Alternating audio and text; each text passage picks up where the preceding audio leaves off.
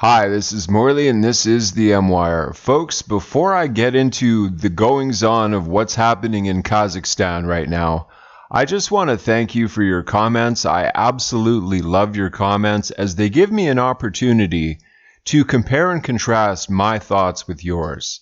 Keep them coming, folks, as they not only allow me to compare and contrast my thoughts with yours, but they also help to propel the video in the algorithm, which is greatly appreciated. Thank you so much for them. So things in Kazakhstan these days is very, very dire. This revolution, or whatever you want to call it, uprising, you can assign whatever label you like to it, has turned very bloody.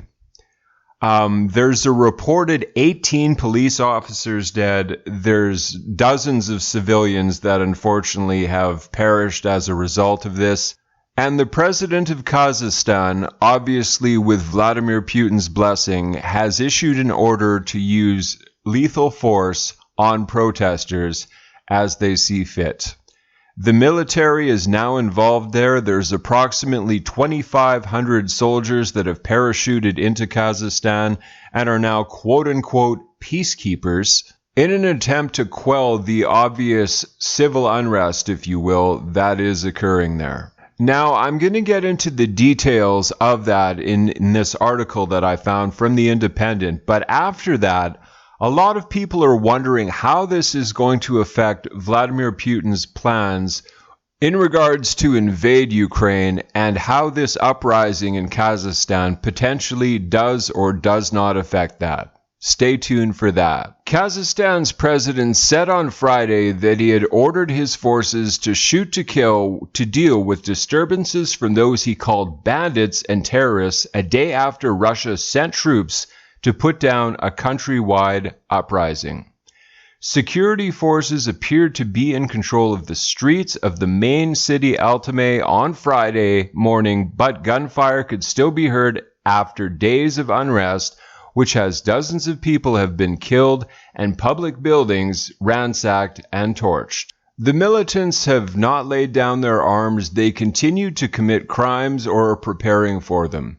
The fight against them must be pursued to the end. Whoever does not surrender will be destroyed, President Kassym-Jomart Tokayev said in a televised address. So they're using the deterrent of if you protest, it may very well cost you your life to do so. Now, he wants to quell this, obviously, because he doesn't want his military resources over there when they could be on the front lines of Ukraine. So there's approximately 2,500 troops there, peacekeepers ostensibly, to take care of the uprising there, and that's essentially what's going on over there as we speak. It is absolutely terrible, folks, what's happening there. My prayers certainly go out to the people of Kazakhstan for sure. I have given the order to law enforcement agencies in the army to shoot to kill without warning. Tokayev has blamed foreign-trained terrorists for the worst violence in the Central Asian state 30 years of independence.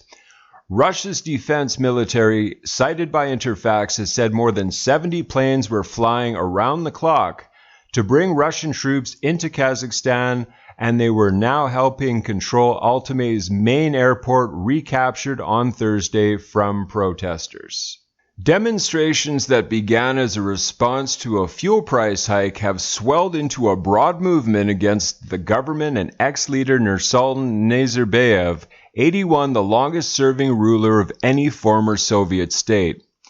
He turned over the presidency to Tokayev 3 years ago, but his family is widely believed to have retained power in Nur-Sultan, the purpose-built capital that bears his name. The Interior Ministry said 26 armed criminals have been liquidated, while 18 police and National Guard service members have been killed since the start of the protest, figures that appeared not to have been updated since Thursday. State television reported more than 3,700 arrests.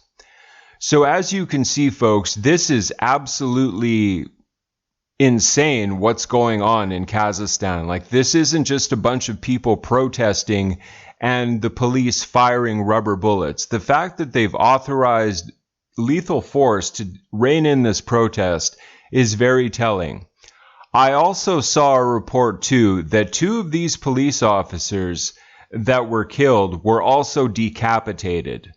So that kind of puts the exclamation point on how frustrated, not that I'm condoning the action of killing people, but it does exemplify how frustrated the people of Kazakhstan are living in abject poverty, and the government just basically keeps them in check for literally decades.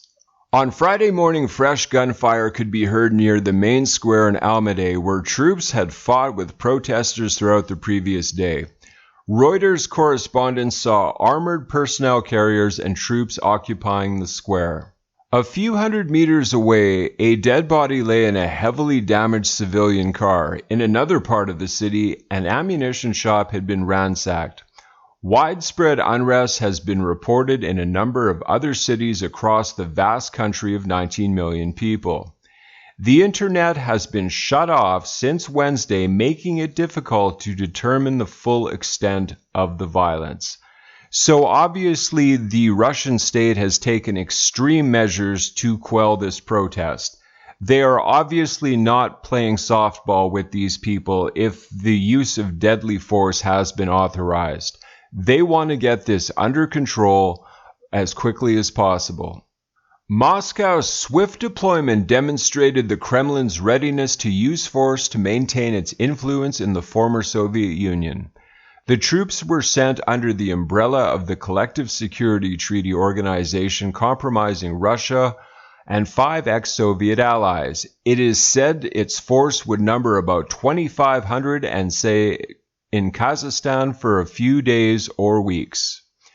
Moscow was standing up for Kazakhstan and doing as its allies should, said Deputy Foreign Minister Alexander Grushko. White House spokeswoman Jen Psaki said Washington was keeping a close eye on the Russian-led deployment.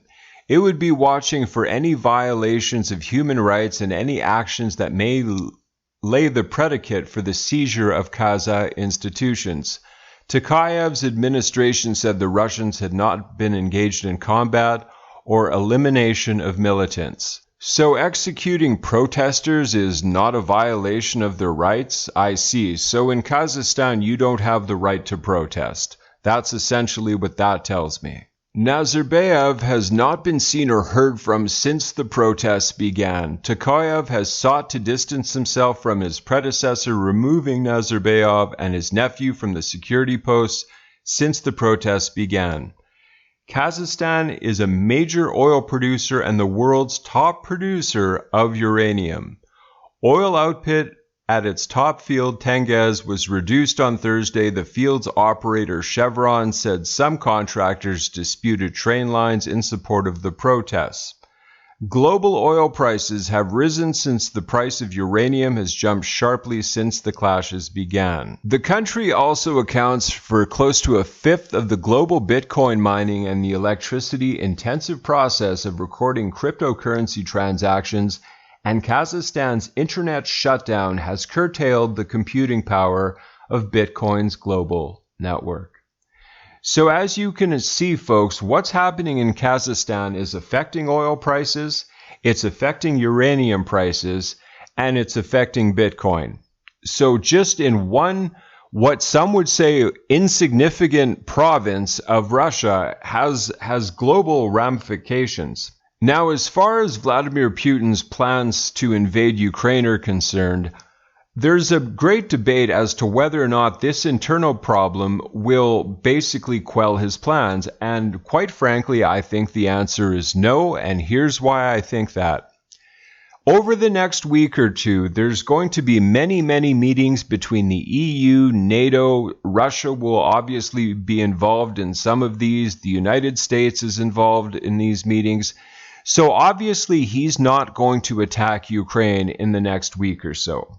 Why? Because he basically wants to be able to say at the end of it, okay, I tried the diplomatic route, it didn't work, I'm just going to invade Ukraine, because these two sides are way too far apart on what they expect from each other. Vladimir Putin and the Russian Federation has not budged even 1 inch in regards to their stance on any Eastern European countries, particularly the Ukraine, joining NATO. They want a legal binding guarantee that that will not occur, and I absolutely and positively guarantee that NATO will not capitulate. Their stance is we will admit whoever we like. These talks are pretty much meaningless, folks. I think this is a pretext for Vladimir Putin and Russia to invade the Ukraine. Because Vladimir Putin has said if the West sanctions Russia economically, basically all ties with the West are severed. That means they have no relationship. That essentially means, in not so many words, you are my enemy. We are not friends anymore. That's the gist of that. And for the record, as of recently, Russia has been buying a lot of gold and a lot of cryptocurrency, perhaps as a way to weather the storm, because they are pretty much expecting the West to sanction them if they invade Ukraine. So essentially, this buys them time, as it were. This is kind of almost, I wouldn't say a blessing in disguise, because there is the factor of they want to wait till basically the Ukraine is absolute frozen ground to roll their military equipment over, so it's almost a tactical decision as well. But I reiterate, what is happening in Kazakhstan is absolutely terrible. It's beyond horrible, and I hope some way, somehow, this situation calms down and resolves itself. But like the rest of the world, we watch and we wait. But I just wanted to give you this very important update as to what's going on in Kazakhstan. As you can see, it's clearly anything but good. I will continue to give you updates on this situation as it is obviously evolving by the day, perhaps even by the hour. But like the rest of the world, we watch and we wait. Thank you so much for coming along with me to this update. Please remember to like, to comment, love the comments, folks, to share, and of course to subscribe. Until the next update, God bless.